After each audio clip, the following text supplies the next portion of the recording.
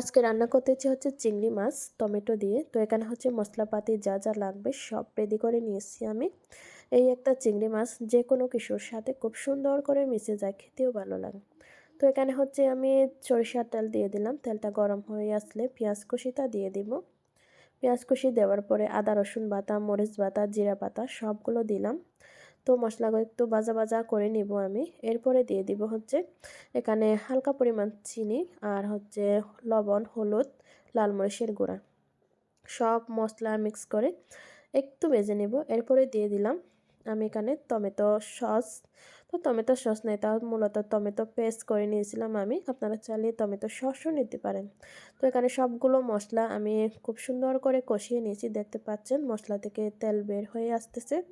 এই অবস্থায় দিয়ে দিব আমি এখন ধুয়ে রাখা চিংড়ি মাছগুলো। আসলে চিংড়ি মাছগুলো ফ্রিজে ছিল, সম্পূর্ণ গলে যায়নি, তাই এটা সহ দিয়ে দিলাম। একটু ভাপ দেওয়ার পরে এমনিতেই গলে যাবে। এই যে দেখুন মশলা আর চিংড়ি মাছগুলোকে খুব সুন্দর করে কষিয়ে নিয়েছি আমি। এখন দিয়ে দেব রান্নার জন্য গরম পানি। আসলে তাজা যে কোনো মাছ রান্না করার সময় আমার গরম পানি ব্যবহার করলেই ভালো লাগে। তো এখন রান্না করে নেব। রান্নাগুলো প্রায় হয়ে আসতেছে। এই অবস্থায় দিয়ে দিব আমি কেটে রাখা টমেটোগুলো। তো টমেটোগুলো দেওয়ার পরে একটু নেড়েচেড়ে দিয়ে দেব। এখন ঢাকনা দিয়ে কিছুক্ষণ রান্না করে নিব আরও। তো এই যে দেখুন প্রায় হয়ে আসতেছে। এখন চুলা থেকে নামানোর আগে আগে দিয়ে দিব ধনিয়া পাতা, যাতে ঘ্রাণটা খুব সুন্দর হয়।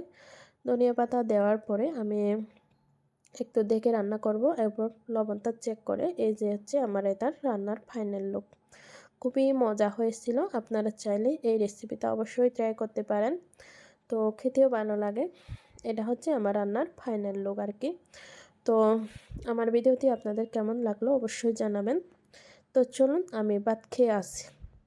এই যে আজকের আইটেম হচ্ছে বেগুন ভর্তা, করলা ভাজি আর হচ্ছে চিংড়ি মাছ। তো বাই বাই, ভালো